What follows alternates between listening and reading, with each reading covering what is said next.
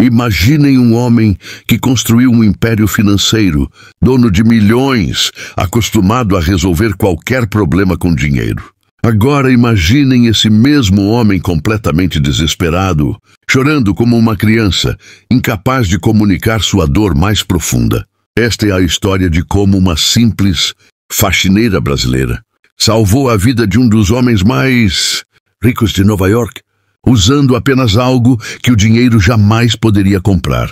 O que aconteceu naquele apartamento da cobertura mudou para sempre a vida de ambos. E quando vocês descobrirem como, nunca mais verão a riqueza da mesma maneira. David Goldstein tinha tudo o que o dinheiro pode comprar. Aos 65 anos, comandava um império imobiliário em Manhattan. Falava fluentemente inglês e alemão, mas havia perdido completamente o português que aprendera na infância com sua avó brasileira. Viúvo há 3 anos, vivia sozinho numa cobertura de 20 milhões de dólares, cercado de luxo e solidão. Sua rotina era rígida, reuniões de negócios, jantares em restaurantes caros e noites solitárias assistindo telejornais financeiros. Maria Santos, de 45 anos, trabalhava como faxineira há 15 anos nos edifícios mais exclusivos de Nova York.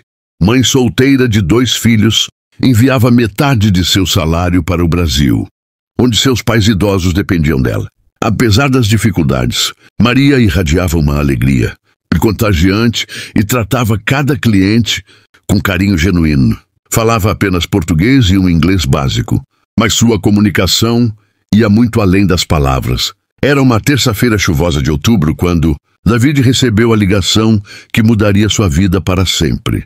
Do outro lado da linha, uma voz trêmula em português dizia palavras que ele não conseguia compreender completamente, mas que gelaram seu sangue.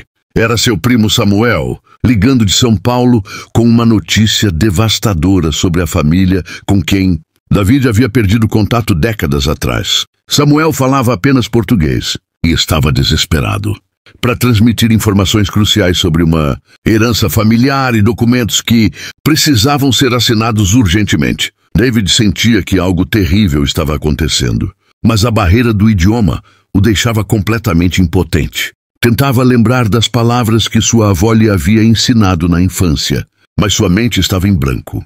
A frustração crescia a cada segundo. Samuel chorava do outro lado da linha, repetindo palavras que David não conseguia decifrar.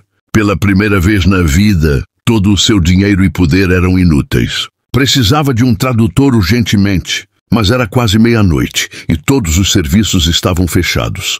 Nesse momento de desespero absoluto, David ouviu o ruído de chaves na porta. Era Maria, que havia esquecido alguns produtos de limpeza e voltara para buscá-los. Ao entrar no apartamento, deparou-se com uma cena impactante. O homem mais poderoso que conhecia estava sentado no chão do escritório, segurando o telefone com as mãos trêmulas, lágrimas escorrendo pelo rosto. "Senhor David, o que aconteceu?" perguntou Maria em seu português carregado de sotaque nordestino. David levantou os olhos vermelhos e, em desespero, estendeu-lhe o telefone. "Maria, por favor. Ele fala português, eu não entendo. É da minha família no Brasil. Aconteceu algo terrível."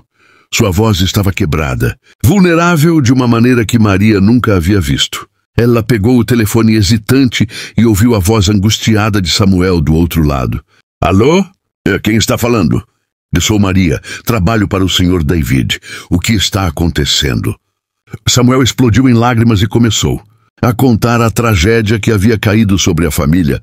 Maria ouviu em silêncio enquanto Samuel contava entre soluços que a irmã mais nova de David, Rosa, havia falecido subitamente em São Paulo. Ela havia guardado durante décadas cartas, fotos e documentos da família, incluindo a certidão de nascimento da mãe de David e papéis de uma propriedade valiosa que ele havia herdado sem saber. Ela sempre falou do irmão nos Estados Unidos. Sempre disse que algum dia se encontrariam novamente, explicou Samuel entre lágrimas. Ela deixou tudo para ele. Mas os documentos precisam ser assinados em 48 horas ou tudo será perdido para o Estado. Maria sentia o peso da responsabilidade enquanto traduzia cada palavra para David. Ela viu como seu rosto se transformava com cada revelação. Primeiro choque, depois dor profunda e, finalmente, um arrependimento devastador. A abandonei, David murmurou em inglês. Depois em português quebrado. Eu abandonei. Minha irmã Tupu. Maria pegou sua mão e disse suavemente: Senhor David, ela sempre soube que o Senhor a amava. Samuel disse que ela guardava uma foto sua na mesa de cabeceira. Punk. As horas seguintes foram um turbilhão de emoções. Maria permaneceu ao lado de David, traduzindo cada conversa com Samuel, cada detalhe sobre os documentos, cada memória compartilhada. Sobre Rosa, David descobriu que sua irmã havia se tornado professora, que nunca se casou, porque dizia que sua família eram as crianças da escola. Ela havia colecionado recortes de jornais sobre os sucessos empresariais de David, orgulhosa do irmão distante. Por que nunca tentei encontrá-la? E David perguntava repetidamente. A culpa o consumindo. O Senhor estava construindo uma nova vida. Maria respondia com ternura. Ela entendia isso, mas o tempo estava se esgotando. Os documentos precisavam ser assinados pessoalmente no consulado brasileiro em Nova York, que abriria apenas na manhã seguinte. David teria que provar sua identidade e relação familiar com documentos que estavam todos em português. Samuel enviaria tudo por e-mail, mas David não conseguia entender nada do que estava escrito. Maria, David disse, sua voz carregada de desespero, e preciso da sua ajuda. Não consigo fazer isso sozinho. Você viria comigo amanhã? Na manhã seguinte, Maria chegou ao prédio de David, vestindo suas melhores roupas, nervosa, mas determinada. Foram juntos ao consulado brasileiro, onde uma fila enorme os esperava. David, acostumado a ser atendido imediatamente em qualquer lugar, descobriu que ali seu dinheiro não tinha valor. Eram apenas mais 2 brasileiros na fila.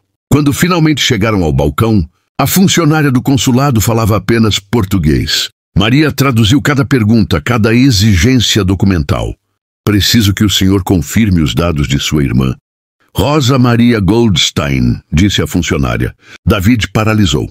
Não se lembrava do nome completo de sua irmã, da data exata de nascimento, do nome dos pais. 40 anos de distância haviam apagado detalhes que agora eram cruciais. Não me lembro, sussurrou para Maria, o pânico se apoderando dele. Não consigo me lembrar da minha própria família. A funcionária estava prestes a negar o documento, quando Maria fez algo inesperado. Começou a falar em português com David, não traduzindo, mas conversando diretamente com ele, como se ele entendesse. David, você se lembra de quando sua avó fazia pão de açúcar? Você se lembra das histórias que ela contava sobre a Rosa? Milagrosamente, as palavras começaram a fluir da memória de David. As lembranças voltaram como uma torrente. David se lembrou do nome completo de Rosa, das datas importantes, das histórias familiares que sua avó contava em português. A funcionária do consulado, emocionada com a cena, processou os documentos rapidamente. David conseguiu assinar tudo a tempo, preservando não apenas a herança material, mas se reconectando com suas raízes. Nos dias seguintes, algo extraordinário aconteceu. David começou a estudar português novamente, mas desta vez com Maria como professora. Ele descobriu que ela havia sacrificado um dia de trabalho para ajudá-lo, perdendo o salário que precisava enviar para seus pais no Brasil. Sem que ela soubesse, David transferiu $10.000 para sua conta, mas o presente mais valioso foi outro. Ofereceu a Maria um emprego em sua empresa, não como faxineira, mas como sua assistente pessoal e intérprete. 2 anos depois, Maria havia trazido seus filhos para os Estados Unidos e David havia visitado o túmulo de Rosa em São Paulo, levando flores e pedindo perdão.